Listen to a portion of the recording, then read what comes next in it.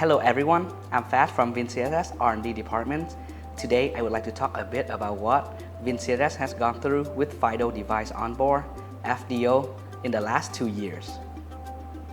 In 2022, WinCSS introduced the very first FDO camera in collaborations with Pavana, a Vietnamese OEM company specializing in cameras for both domestic and international customers.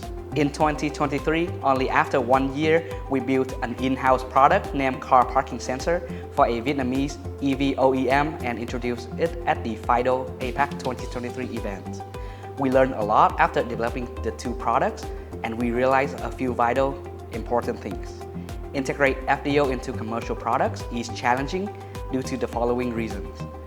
Dealing with the hardware vendors to update firmware. Introducing a new user journey and supply chain. Changing the current user behavior and experience. As a result, the challenges raise a few questions. How to help vendors integrate FDO to their device easier and more cost-effective. How to make the transition from traditional user experience to FDO experience smoother and more transparent. Our latest FDO solution is the right answer for the questions. FDO integrations for networking devices. The solution not only reduces the workload for hardware vendors, but also ensures a smoother and more enjoyable experience for the users, aligning perfectly with the FDO principles of being fast, simple, and secure. Let's find out more about FDO for networking devices by looking at the difference between traditional router onboarding and FDO routers onboarding. For the traditional router onboardings, users need to complete these 7 steps. Connect the laptop to the router via LAN cable, power on the router, browse the default IP of the router, log into the router's admin portal using the default credential, configure the router, change the admin password, and finally reboot the router. This process takes at least 5 minutes or even longer. Besides, the user must have some IT skills. The router's vendors has to add some default configurations such as admin account and the default IP address. Here comes the question. What if we need to onboard hundreds of routers with different configurations? This type of mass onboarding process demands substantial time and resources, while also raising data privacy concerns due to the continued reliance on passwords. Evidently, the necessity for technicians to possess sensitive information during router configurations further amplifies these privacy worries. Unlike the traditional router onboarding process, setting up an FDO router takes less than 1 minute with just 3 simple steps. The administrator submits the necessary data, the router voucher and credentials to the IoT platform. The technician connects the router to the internet. Finally, the technician powers on the FDO routers and the onboarding process kicks off automatically. Everything is ready to go, no IT skills required. The onboarding process is fully automated, requiring 0 manual interventions.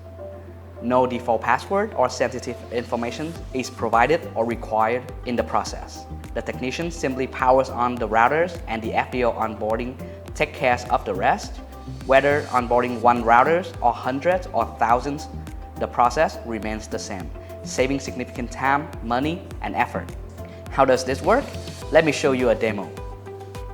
In our setup, we utilize a single laptop or PC functioning as both the FDO and DHCP server, a standard switch, a single board computer serving as a web server for CRM services, a gateway facilitating internet access, and 2 routers equipped with FDO-enabled custom firmware based on OpenWRT, an open-source Linux-based embedded OS which supports over 2,000 commercial routers and easily integrates with open-source hardware.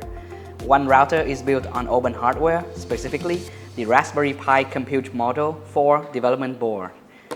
The other one is the commercial router, which can be purchased at any computer store. Having been reset to factory settings, both routers are brand new and ready for deployment. Our network deployment will consist of 2 distinct subnetworks: the back office, a private network which cannot access the internet. However, it does provide access to the private web server. The R&D network which provides access to the internet. Both the back office and the R&D networks share the same infrastructure, and both networks can connect to the FDO server. Devices within the back office network are unable to access the R&D network and vice versa. For the demo, we have the following: 2 configuration files for the 2 routers to onboard them to our network. The open source hardware routers will create the R&D network. The commercial router will create the back office network. Here is the detailed FDO onboarding workflow. For the administrator, get the FDO router information, including serial number, QR code, and ID. Create FDO profile in the network portal. Add network policy with the following information: router voucher, user credentials, and router profile. Submit the data to the IoT platform to initiate router onboarding.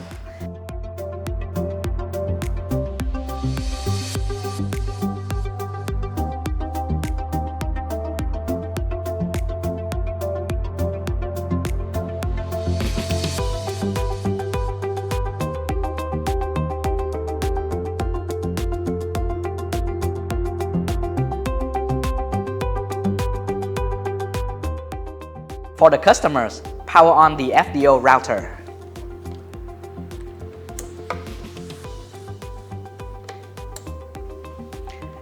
The FDO onboarding process kicks off automatically.